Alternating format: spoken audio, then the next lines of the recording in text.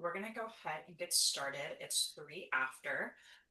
Welcome everyone to our first webinar as part of our Clean Energy Capacity Building Program. My name is Madeline McCullough. I'm the Policy Program Manager at the National Housing Trust.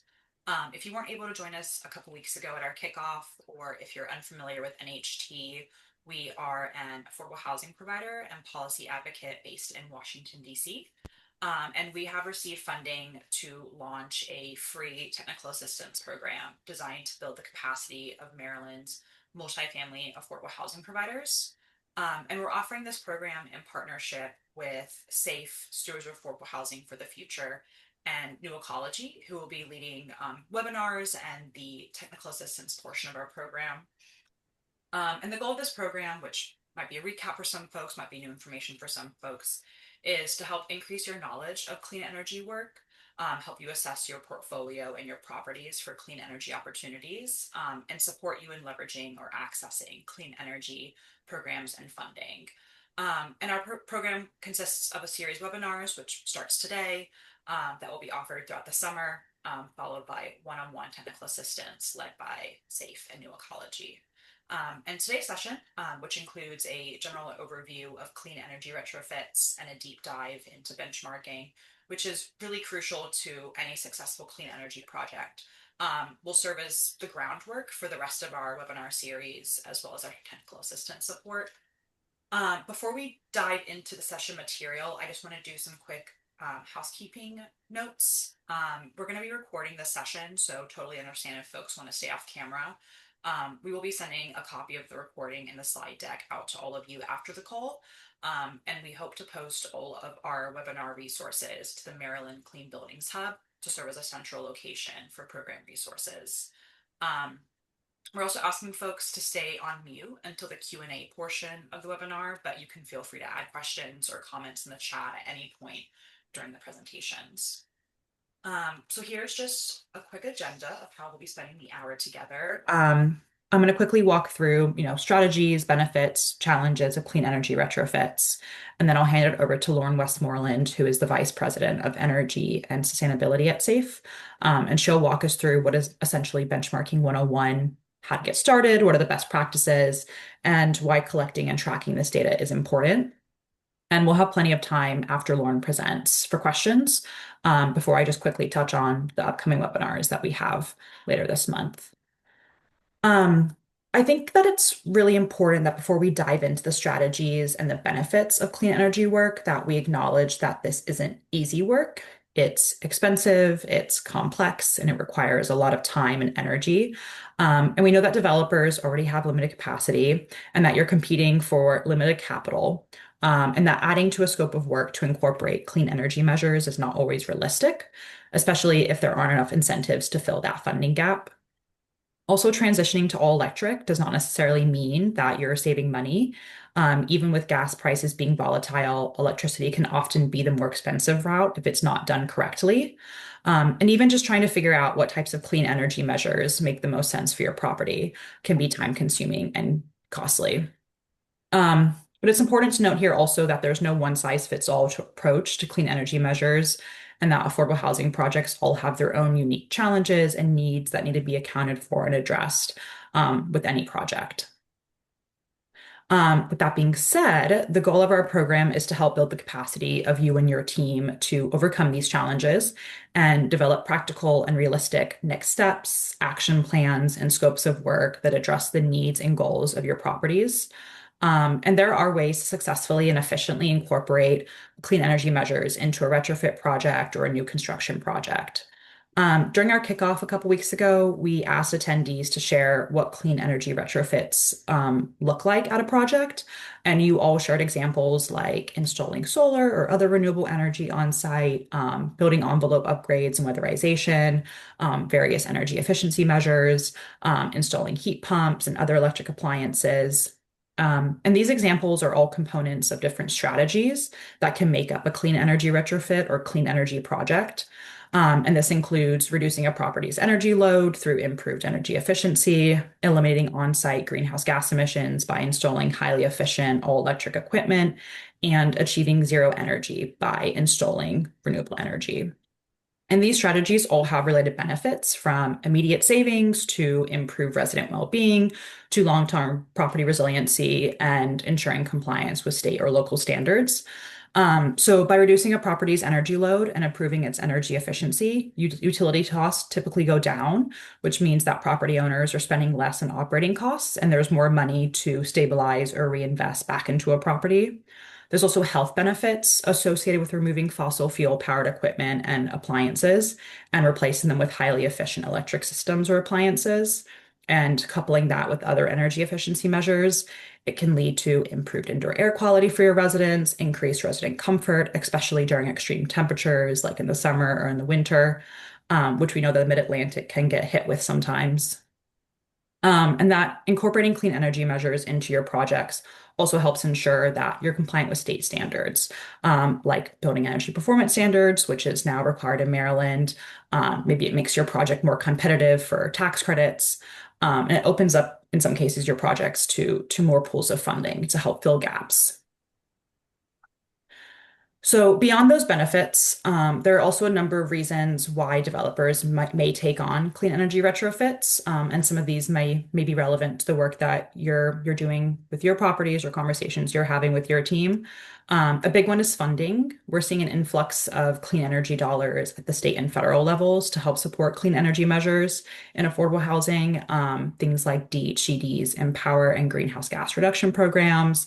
At the federal level, there's the DOE home energy rebates, and then more locally, you might have incentives from your utility providers. In addition to financial incentives, state policies are also a key driver to clean energy work. In Maryland, DHCD's QAP or the Qualified Allocation Plan requires new construction projects to be highly efficient, all electric. Rehab projects are expected to achieve at least 15% energy savings, and you can receive points for achieving greater savings beyond that threshold. And then there's also opportunities in the QAP to receive additional points for things like heat pumps or on-site renewable energy. And given the competitiveness of tax credits, that's a significant driver behind clean energy measures and LIHTC projects, not just in Maryland, but nationally. And then depending on your jurisdiction, building reach codes may come into play, which are local ordinances that add to its state's minimum energy performance standards. Something very relevant in Maryland now is building energy performance standards or BEPS, which mandate buildings to reduce energy consumption or greenhouse gas emissions by a certain level by a certain time. In Maryland, the goal is for covered buildings to achieve net zero direct greenhouse gas emissions by 2040. And somewhat related to BEPS is benchmarking requirements.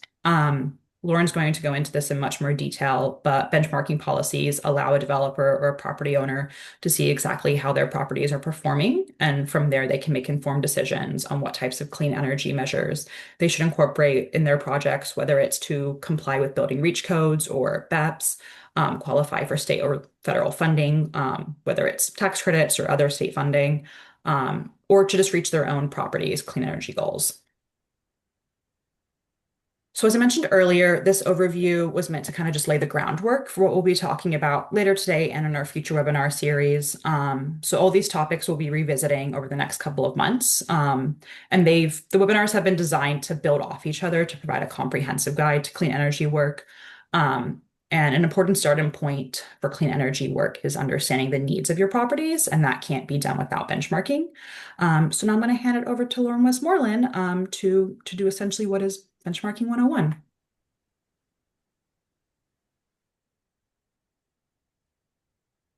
Great. Thanks, Madeline. And thanks everyone for being here this morning. I hope you're all doing well. And I hope that some of this is not new to you. But if it is new to you and that you have any additional questions on this, one of the things we can do in our track 2 TA is talk about this in more detail. We're happy to use our TA around that because it's such a important building block to being able to actually do the work around clean energy and ensure you are complying with BEPS. So Madeline, if you can go to the next slide. All right. So the first thing is we appreciate everyone who was able to answer some of these questions.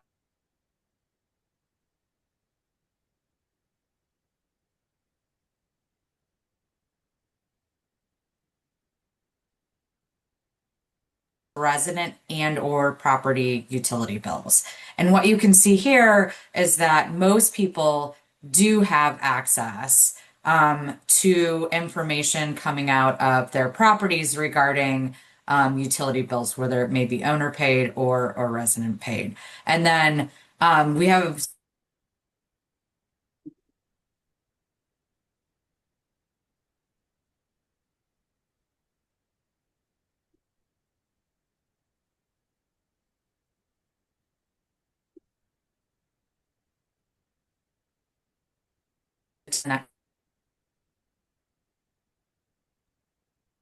probably me, um, and an unstable internet. So I'm gonna turn my video off, and then hopefully that will make it so you guys can hear me while I'm presenting. Okay. Can y'all hear me now? Okay. Yeah. Perfect. Okay, great. Let's go to the next slide, Madeline. Okay. So having access to your data and looking at utility bills is the first step. The next step is sort of formally putting it into a place in which you're tracking it. This could be an Excel spreadsheet. This could be a platform. This could be a third-party benchmarking service. So we're curious as to where folks are at. And as you can see here, a lot of people have access to information around how much energy and maybe water their building is using, but they haven't made that formal step yet to move it to a tracking platform. I would say that even if you store it in like an Excel spreadsheet, and it's not in a platform yet, I would still call that benchmarking. So some of you may have not given yourself enough credit. However, either way, what we do need to see happen is moving to the Energy Star Portfolio Manager platform because that's the way in which others are going to be able to understand and see that data beyond just you as an individual in your organization, but perhaps across your organization. And if you have to comply with the BAPs, sharing it with, state agencies who are going to have to look at this data as well as others out there. So based on what we've seen, some of you are benchmarking all of your properties through Energy Star Portfolio Manager. Some are doing it for just a few properties. And then we have almost 2/3 of folks out there that are not using Energy Star Portfolio Manager at all. You don't know, or you are not benchmarking. So, there's an opportunity that if you want to get started around that, we're happy to give you the information to do that or go into more detail around like what that looks like and the resources associated with it. All right, let's move to the next slide. Okay, and this is just for those who responded to the survey to do the the webinars, Rebecca. I saw your question in there. So this is like, what do we have, like 16 responses, Madeline? Yeah. Yep. Yep. So it gives you sort of a cross-cutting understanding of like what folks are doing in this group, although it's not 100% representative. All right. So let's just see where y'all are at, who's on the call. And I think it's important to give a little bit more flavor to what we saw in those results. So if you can go down to the React area, and as I go through these questions, if you can do a thumbs up, if you agree, if you think that the statement is true for your organization. And then I'm gonna try to pull it up so I can see folks on here. Um, so if you can do a thumbs up, if it is true that you have access to owner paid bills. Do you have access to owner paid bills? Thumbs up if you have access to owner paid bills. All right, I'm seeing some folks do your thumbs up. So that's a great start for those of you that do. If you did not do a thumbs up, um, this is the easiest and best place to start. Um, If you're thinking about benchmarking, you feel overwhelmed, like that's a really good place to start is by collecting your own bills that you pay for. Um, and then we can sort of walk through like why that's really important. All right, how about water bills? Give me a thumbs up if water bills are mostly owner paid within your portfolio. All right, we've got some folks doing thumbs up on here. Yep, yep. Great. Yeah, so that is great to hear. This is another place where you can pretty easily do benchmarking. Yes, I know that we are focusing for BEPS around energy. However, water does have an impact on energy costs and water, we have lots of other issues like if water is not uh is if there's leaks and those types of things. So this is another place where benchmarking can be a really early and easy win. Okay, centralized systems, especially natural gas. Think centralized water, maybe centralized boiler for heat. Are those typically owner paid? Do a thumbs up. Yep. Okay. So we had a couple of folks who did not do thumbs up. If that is not the case, is that just because you don't have a lot of centralized systems? Um, or is there something else there? If you can put in the chat, like if you didn't do a thumbs up, what might be the case so that we can make sure that we're thinking pretty carefully about how we support y'all. And then is anyone thumbs up if you're doing any sub metering or check meters or anything like that?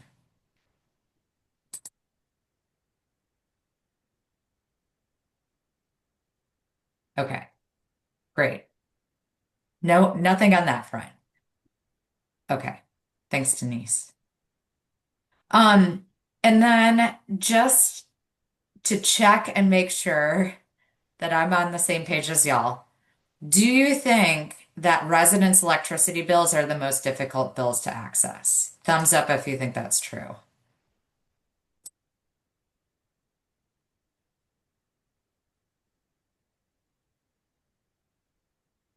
All right. Yeah, a lot of people are giving the thumbs up right now. Okay. Yep. This is something that we have heard is really a challenge. And there are some ways that we're seeing that through BEPS and working with the utilities where Maryland is trying to streamline that. There are still ways in which we think that will probably be a challenge, especially with smaller utilities. So thank you for sharing all of that. Okay.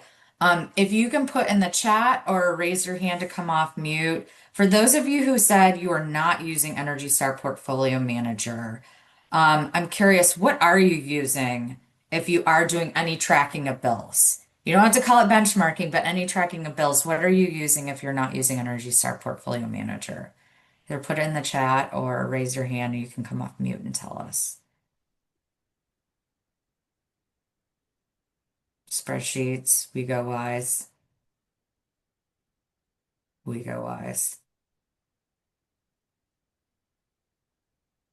Got it.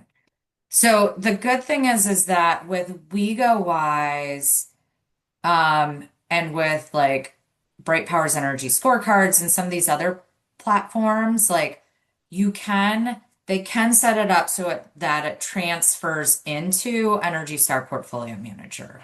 So that actually is probably an easier process than maybe you realize, but that should streamline things a little bit.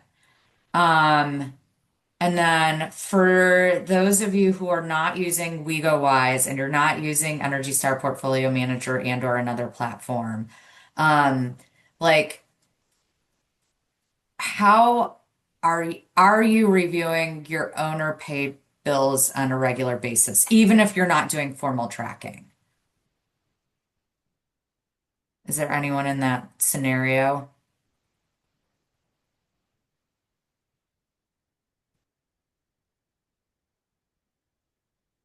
Judy, is there anything you want to share about how you're going about doing that? No. Okay, No, that's fair. I'm not. I just don't have. We're not really tracking it for the most part, but we don't have large like tax credit deals, so we're more scattered site, so it's more individual units.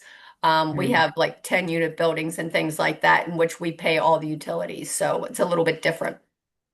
got it. Yeah. No, that's Okay. helpful. Okay. Oh, and that's great that asset management is reviewing that. I saw that in the chat. Yeah. So you can see we've got a mix here, but I think what I'm gathering is that everyone's doing a little bit of tracking. So, you've started that sort of first step in the building block of like the more quote unquote formal benchmarking. Um, yeah. But that's great. That's great that you have an understanding of what those bills are and like so you've made some of these first steps and I think some of this is like understanding like that you are doing something that you're not starting from ground zero. So, okay. Fantastic. Thanks for sharing that, Ellen. That this might be an opportunity for you to think about maybe the conversation you might want to have with the operations side. So, great. Let's move on to the next slide, Madeline. Okay, so benchmarking. What's going on in Maryland and what is it going to require you to do? You've probably seen some of this before, but it doesn't hurt to see it again, especially now that we are talking about this in reference to accessing funding. So benchmarking is the use of energy data to determine the performance of buildings. Really, actually, a pretty straightforward definition. And for those of you who are just like reviewing your bills, like you're doing this. You're looking at the energy data, you're looking at the bills. You might not have it in Energy Star Portfolio Manager yet, but it's something that you're doing. It's not new and it's been going on for a while, as long as people have been able to collect and look at energy bills. It is getting more formal and technologically advanced. But it continues to remain a challenge for multifamily housing, especially where residents pay energy costs. There's some recent ways in which we're seeing that change a little bit, but rest assured that if you're struggling with this, you're not alone. And we're here to help, but also to say it is something that's a little bit difficult. So what do you have to do in Maryland? So BAPS is requiring owners and operators of buildings, not properties, buildings that are 35,000 square feet or larger to report their building's energy use and emissions. And then, in moving forward, you're going to have to actually demonstrate that you're complying with certain limits. But right now, this is really about reporting your energy use. You had to report by June 1st, and you're going to have to report every June thereafter after. So June 1st is really important. It's for your prior year. And you're going to have to report every year. So this is something that starting your process now, thinking about how you're doing this is going to be really important because it's not just showing that your building is meeting that standard, but also that you know how much energy your building is using. It's also important to note that there are some jurisdictions within Maryland that are even more extensive than that. So Montgomery County has had an energy benchmarking law, and their covered buildings start at 25,000 square feet. Um, okay. Yes, thank you for sharing that, Rebecca. So yes, if you can do this by September 1st. That's really important as well. And we'll get to it like why you should have started yesterday in one slide. So 25,000 square feet and bigger needs to report for Montgomery. And there's a couple of additional things that you have to do, not for the September 1st deadline, but moving forward in the future. But it is important, and this is why if you have buildings that are hitting that 35,000 square feet, you got to do it now. For your buildings that are less than 35,000 square feet, I'd still recommend doing it so that you can just get the process set up. And honestly, there are some ways in which this can be utilized across your portfolio, regardless of building size. All right, let's move to the next slide. Denise, that is a great question. I don't have that in this slide deck around this definition, but there are some specific things in which, like, is your building considered one? And it has to do with like building envelope, and it has to do with shared HVAC systems. Um, and I can share, or Madeline, can you share, or maybe you can't at this point because you're sharing your slides. We did a resource that went into a little bit more detail around like when you have these sort of situations um, where you have buildings that may be connected or not connected. Let me see if I can pull this up right now. Here's this resource that gives a little bit more detail. Um, it's really around the building sharing systems. This is like a little bit of a complicated issue when you're talking about um, a breezeway where we don't have a building envelope, so we're not sharing like insulation, we're not sharing like wall systems. Like based on my interpretation, this feels like these are three separate buildings. However, this is a good place in which you might want to go talk to Rebecca or other state representatives on the call to just confirm this. All right. So benchmarking, getting started. So make sure you set up Energy Star Portfolio Manager ASAP.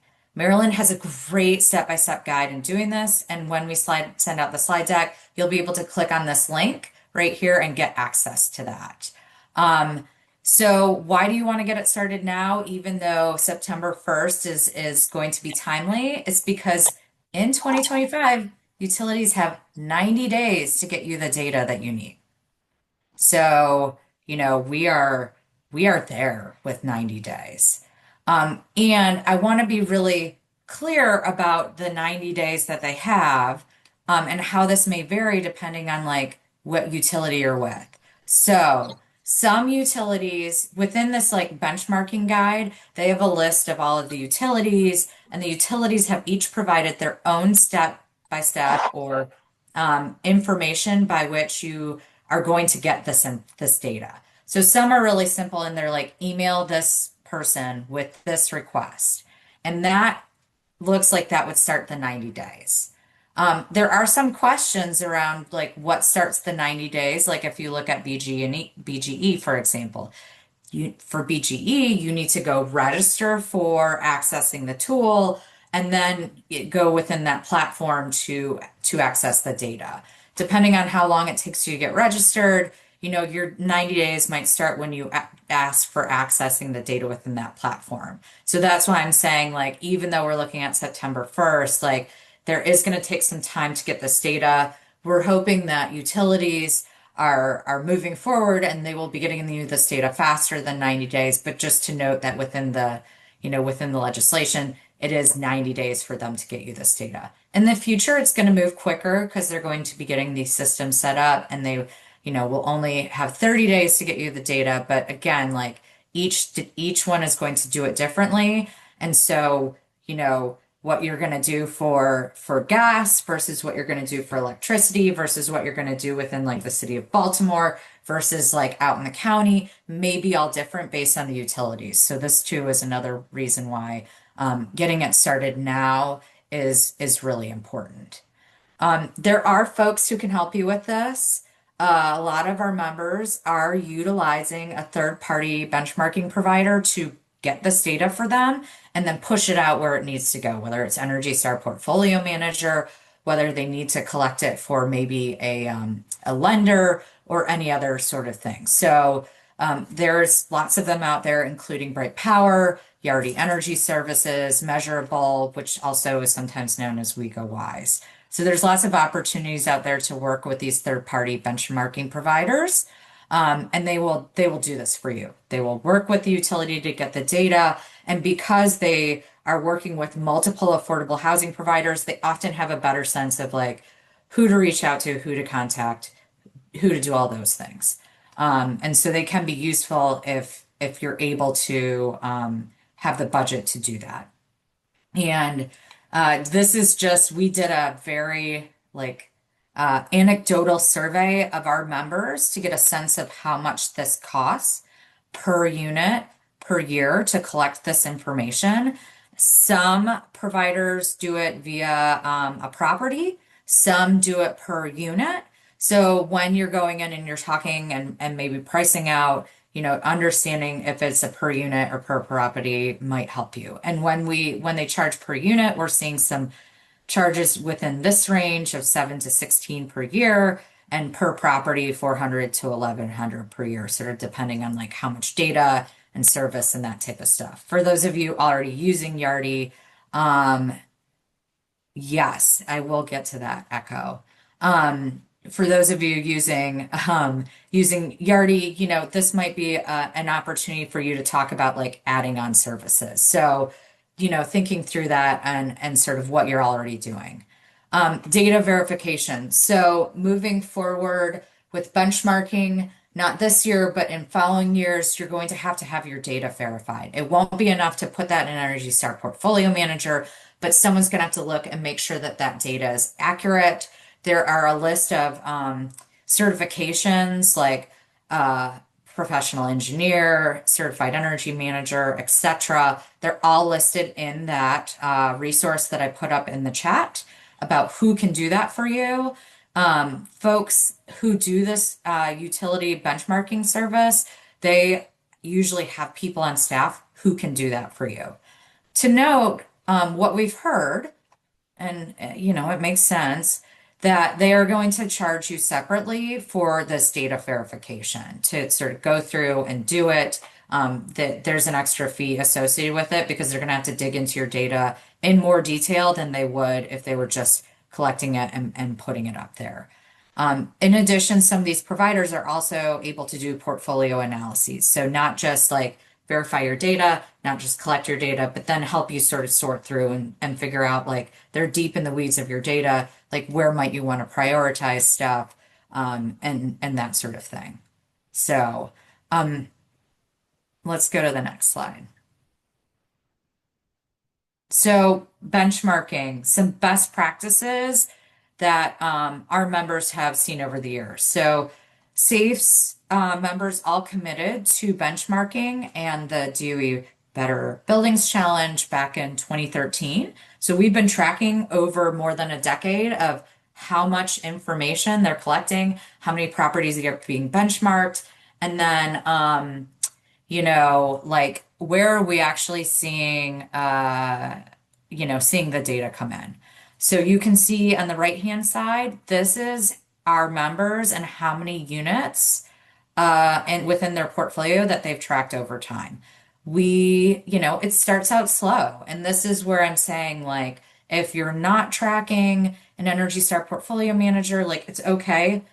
You got to start somewhere. And it's okay if you only start with tracking some of your units and sort of move up through time. So our portfolio, which is 49 states, District of Columbia, etc., like hovers at around 45 to 50% of where we have whole building data. So not just owner paid data, but data on what residents are paying as well. It's part of the issue around the way utility data is available when it comes to resident data.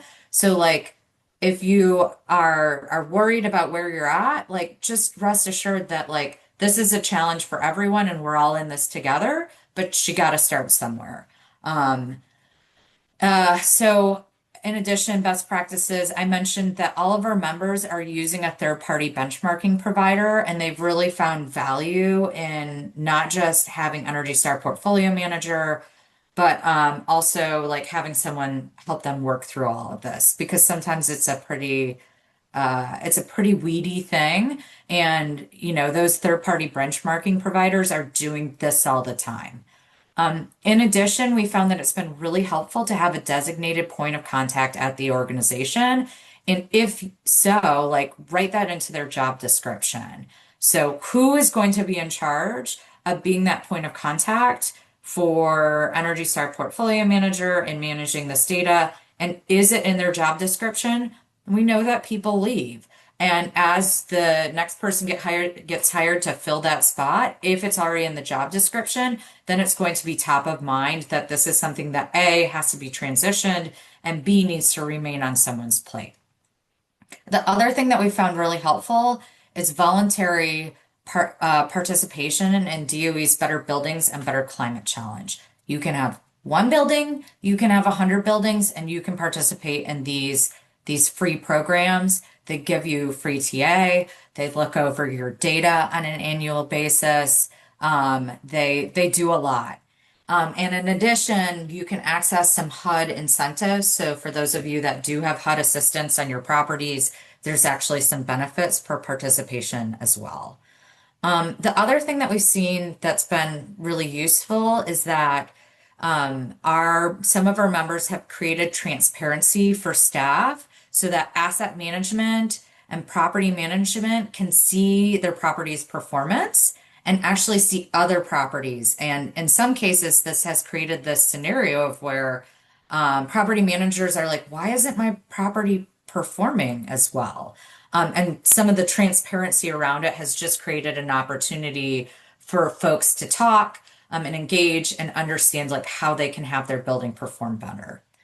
And then what we've heard is that third-party costs, like that benchmarking service, that verification service, is being built into the property budget. But what we are not seeing yet is that internal staff sort of remains at that corporate level typically. So these are some of the things that we're seeing with our members' benchmarking journey. And then we can move to the next slide. So here's some examples of some things within Energy Star Portfolio Manager that I thought might be of value to see, like what does this actually look like in the platform? So these are like real buildings. These are screenshots from some of the properties that are within our members' portfolio. TCB, you may see that this is one of your properties right here. So here's how things are shared. So once you set up your building, you have the opportunity to share this. And as you can see here, this property needed to be shared with Maryland MDE for BEPS. And it's a really quick process for that information to be shared. The other thing you'll see is that there's a HUD multifamily benchmarking share as well. And as well as me, my name is up there because what our members have also agreed to do is share their information with us. I can't do anything with this data. I can just look at it. But that's the nice part about this is once this gets set up, it makes a really easy share. You don't have to, you don't have to update spreadsheets. You don't have to update anything. Like MDE can go in and look at this property now. So once it's done, sort of done forever. Like TCB shared this property with me, who knows how many years ago, and I still have access to it now. The other thing that I want to note here that's great that we're starting to see by some utilities in Maryland is that instead of you all having to collect your own residents' data and accounts and that type of stuff, is that utilities are starting to give what's called whole building aggregated feeds. So this is like a virtual meter that once you set up this account and you reach out to your utility, they can set up this meter so that you don't have to collect like a common space meter. You don't have to collect, individual building meters. You don't have to do all that type of stuff. It all comes in as one meter and it's for the whole building. So you get a sense of everything that's going on in the whole building without like getting tenant release forms or all of that type of stuff. It's an important thing to check and make sure that you have access to when you get your account set up for your building and see if your utility can give this to you. The last thing that I want to note is this is what a verification looks like. So this is an NHT property, and they actually have had their data verified. And when your data is verified, it'll show the date of verification, what year this was verified for, who did it, and then the contact information associated with it, including their professional designation. This is what they're going to be looking for to make sure that you have had your data verified. So I just wanted to give y'all an example so that you could see what this looked like. All right, last slide, I think, for me. Energy benchmarking. So, what are ways in which we can get some assistance to do this work? So, I just want to note for most Maryland programs, it's typically going to be necessary to access incentives in order, you're going to have to do some benchmarking to do that. If we're talking about getting access to incentives to pay for energy upgrades, demonstrating that the savings occurred is really important. On the lending side, Fannie Mae's Green Rewards, Freddie Mac, and the HUD Green MIP all require benchmarking. The nice part about Fannie Mae is actually they're providing some free TA and they work with Bright Power in order to assist you through that. Additional resources. So I mentioned HUD's or DOE's Better Buildings and Better Climate Challenge. Um, if you join and participate in that program, you can get up to $4 per month, per unit per month of management add-on fees to support and defray some of the costs of doing benchmarking and using a third-party benchmarking provider. And in addition, I mentioned you can get data reviews and free TA, et cetera, associated with that. I crossed this out because I wanted to note that this did exist, but unfortunately does not exist now. So HUD, through the Inflation Reduction Act, did have some benchmarking assistance. And what you saw on the last screen was actually HUD's benchmarking assistance.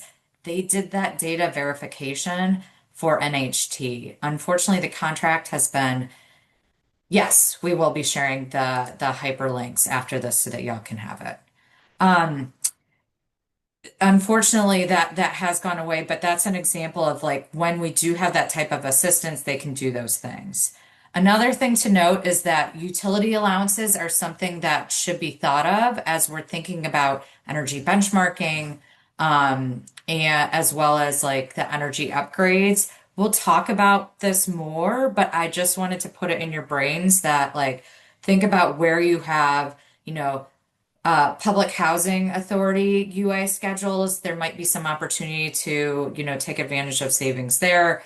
And then if you have any RAD or RAD for Prac deals, there's a shared savings model where as you make energy upgrades, you might be able to also access some increases in rent in order to offset some of your costs associated with that. So just some things to think about how the costs can be defrayed around energy benchmarking.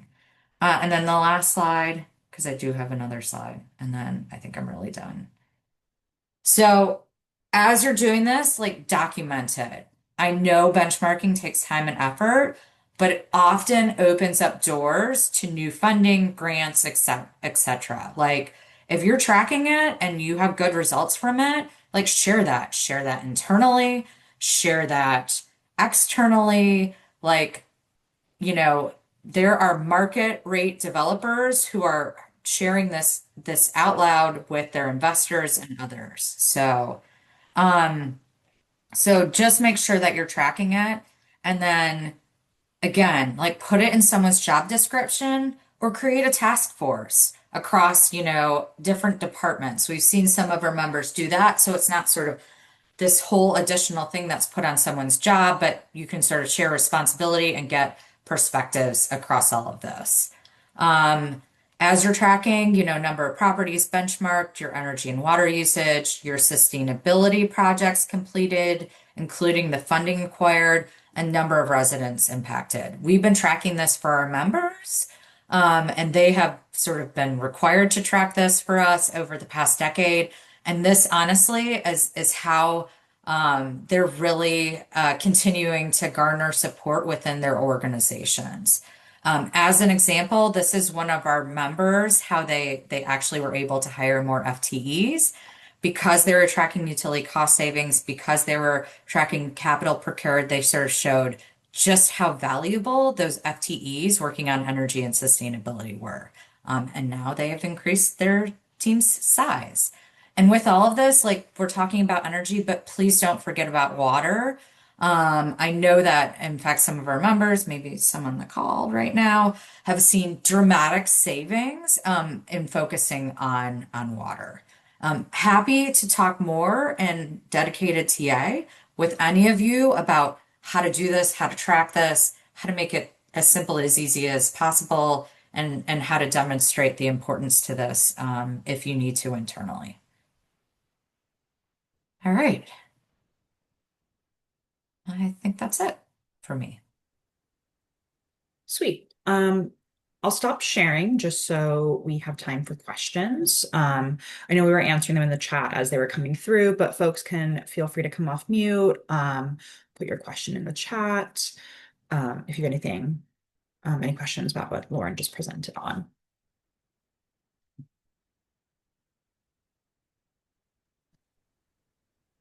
Or tell me like I'm way off base. And if there's something that we're missing or a challenge that you're having, like we need to hear this. We wanna help y'all with this. Because I know it's like so irritating when you can't do it and you want to. Hey, Lauren, I do have a question. We recently purchased a commercial building that's like 60,000 square feet. It's about 10 years old, but it was LEED certified. So do you still have to do all the reporting and everything, benchmarking for properties that have already been certified that way?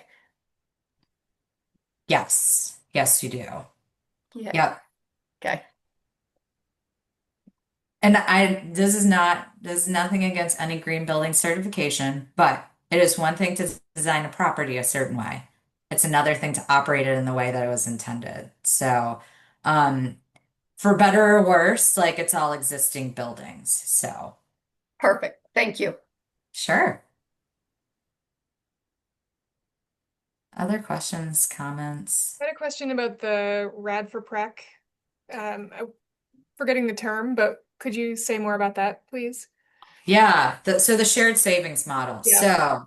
So, in the July 2023 notice, um, they put out there that if you do energy and water, if you do energy and water work within a RAD or RAD for prac conversion, that if you do an energy consumption model of how much you're going to save, which also can include saving on water as well, that whatever your savings is going to be, you can lower, the utility allowances by that amount and then collect 75% of that savings by upping your contract rents.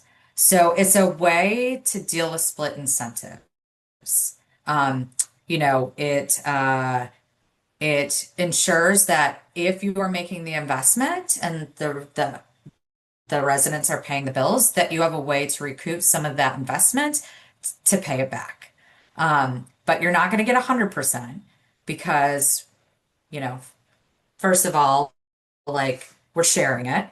And second of all, it's to make sure that like should something not go quite right or should we not see the savings that we're not, putting the residents in a bad place of taking away the full amount there. So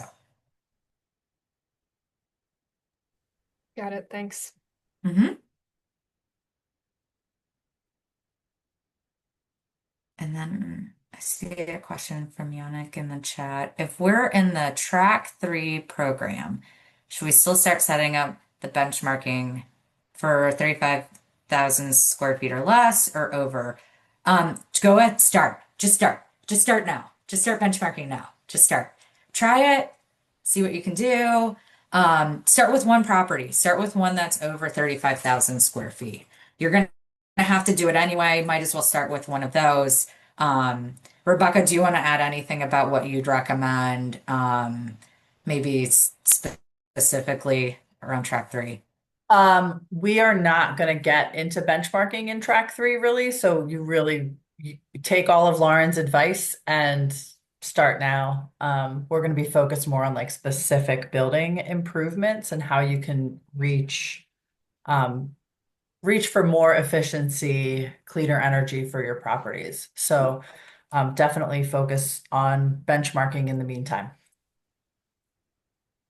And if you're in track two or you want to be in track two to do benchmarking support, just reach out.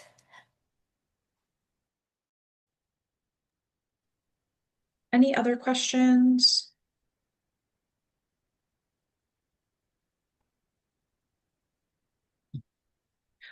Today is not the only opportunity you have to ask questions as well. If you get these resources, the material, or the slide deck of the recording, and you're going back through it and you have questions, you can absolutely reach out to anyone from the New Ecology Safe NHT team. Really quickly before we end, Lauren, thank you so much for that presentation. It was wonderful. I just want to quickly highlight our upcoming webinars. You might have heard Lauren and Rebecca talking about track two and track three. After the webinar series ends, we're going to be launching our technical assistance, which has two pathways depending on the needs and the interest and the capacity of our participants. So New Ecology is offering what we're calling track two TA, which is portfolio wide TA. So it's just looking at your portfolio. Where are there opportunities to set more general portfolio wide goals? Maybe it is benchmarking support. Figuring out what are some priority properties that might be good ones to start looking at for clean energy work. And then New Ecology, Rebecca and her team will be leading track three TA, which is property specific. So it's a limited number of participants that can go into track three, which we'll get into on our future webinar. But Rebecca and New Ecology will be helping participants really look at one or two properties and identifying preliminary scopes of work for clean energy retrofits. But our webinar on June 18th, which is on a Wednesday, still at 10 a.m., is going to be walking through both track two and track three TA in more detail. So Safe and New Ecology will be leading that call. And it's a great opportunity for, if you couldn't join us at the kickoff, to ask more questions, learn more about the tracks, figure out what does or doesn't make sense for your portfolio, your properties, and identify which track you might want to participate in.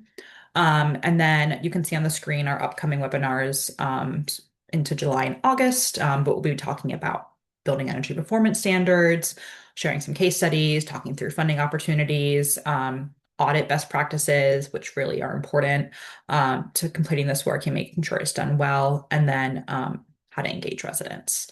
So any final questions before we end for the morning? Yeah, also, yes, huge shout out to MDE, MEA, and DHCD for all their support. They'll be joining our webinars as well. So there to be a resource, help answer questions as more state government specific questions pop up. And one last thing that I wanted to note, that I've heard from another affordable houser, not in Maryland, but I think is just important, is that there's those of us on the call, there's MD, MEA, and DHCD.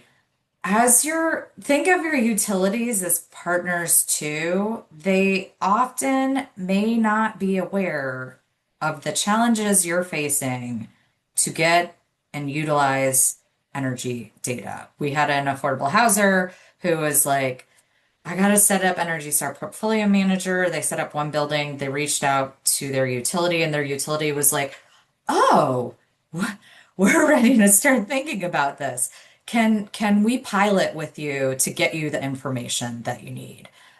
There are obviously large utilities within Maryland who already have these systems set up, but there's also a lot of smaller utilities, municipalities that like haven't done this before, and they don't know what you need unless you tell them.